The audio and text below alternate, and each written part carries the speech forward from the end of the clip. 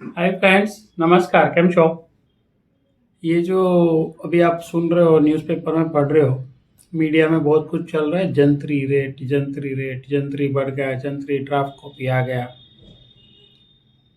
हर एक के मन में ये सवाल है, क्या होगा? तो मैं इन्वेस्टर से एक बहुत दिल से अपील करना चाहता हूँ कि घबराहट करने से कुछ नहीं होगा। नेगेटिव इफेक्ट रियल एस्टेट पे होना ही है, उसका कोई रास्ता नहीं है। गवर्नमेंट इतने सालों से जिस तरह से एक लॉ को एप्लीकेबल करती है, फिर बाद में वो रिवोक कभी भी नहीं करती, और करती है तो एक सर्टेन कॉम्प्रोमाइज करके करती है। 100 रुपया बढ़ाया, 20 रुपया कम किया, 80 रुपया, तो वहाँ का वहाँ ही है। वो आप एक कैलकुलेशन समझ के चलिए। अब इस माहौल के अंदर जो नए इन्वेस्टर है, उनके लिए एक ही रास्ता बचा है लैंड ट्रेडिंग का और इन्वेस्टमेंट का। That is outskirt of city. आप आउटस्कर्ट ऑफ सिटी में लैंड ट्रेडिंग स्टार्ट कीजिए, प्रॉपर्टी में इन्वेस्टमेंट स्टार्ट कीजिए। ये जो इफेक्ट है, ये ऐसा नहीं है कि एक आध साल में ख़त्म हो जाएगी। ये इफेक्ट लंबी चलने वाली है। क्या होगा कि जंतरी की रेट की वजह से जो अभी एग्जिस्टिंग डील्स हुए हैं, जो मुद्दत से ज़मीन जिन्होंने बाई किया है, उसमें भी इफेक्ट होगा। डिस्प्यूट खड़े होंगे कि सेल डीड कितनी अमाउंट का किया जाए, क्यों किया जाए, और उसका टैक्सेशन का पोर्शन कौन बेयर करेगा। नया परचेस तो भी रुक ही जाएगा थोड़े वक्त के लिए, क्योंकि जो जंतरी रेट है उसके हिसाब से हर एक को अपना फंड मैनेज करना पड़ता है। तो वो क्रिएट भी करना पड़ेगा फंड, और उसको स्टैम्प ड्यूटी भी इफेक्ट करेगा, उसका इफेक्ट डायरेक्ट आपके टैक्सेशन पे भी होगा।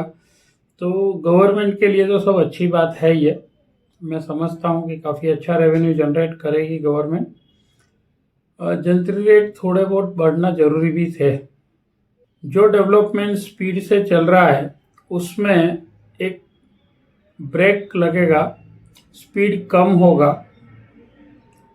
सिंपली सिटी के अंदर का एक तरीका बता दूं क्या होगा, कि जो बायर की एक कैपेसिटी है, लोन बोराइंग कैपेसिटी, वो वहीं की वहीं रहेगी। उनकी सैलरी में तो कोई जंतरी से मल्टीप्लिकेशन हो नहीं गया कि भाई अब आज सैलरी उसका 25,000 है तो कल 50,000 हो जाएगा, और उसके हिसाब से उसको लोन इश्यू किया जाएगा।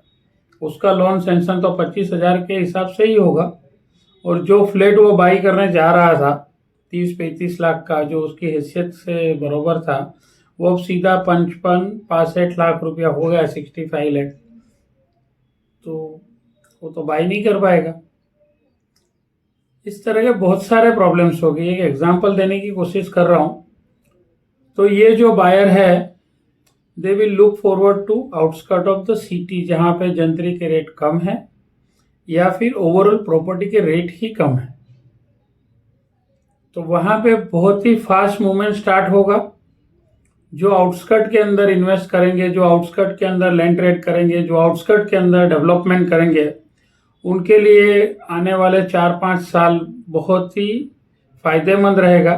वो इंस्पायर्ड करते हैं कि अगर आप इन्वेस्टर हैं, कुछ अच्छा आरओआई चाहिए, तो आउटस्कर्ट में ही आप इन्वेस्ट कीजिए। शॉर्ट टर्म बेनिफिट्स के लिए सिटी इन्वेस्टमेंट बराबर है कि माल जल्दी बिक जाता है, ट्रेड हो जाता है। आउटस्कर्ट में थोड़ा इंतजार करना पड़ता है, लेकिन जो उसका प्रॉफिट है बहुत ही लंबा है। बहुत ही हेल्दी प्रॉफिट के साथ आप बाहर निकल सकते हो। मेरे यूट्यूब पे कई सारे चैनल्स है, उसमें कुत्ते और एक हाथी की प्रेगनेंसी की बात की हुई है। उस लिंक को भी सर्च करके आप उसको भी एंजॉय कीजिए। आपको पता चलेगा कि हाथी का बच्चा और कुत्ते के बच्चे में बॉर्न करने में क्या फ़र्क है, क्यों फ़र्क है। Thank you very much. आप हमारे साथ जुड़े रहे। Space age group always inspired people to invest outskirt of the Baroda city और whatever the city you stay.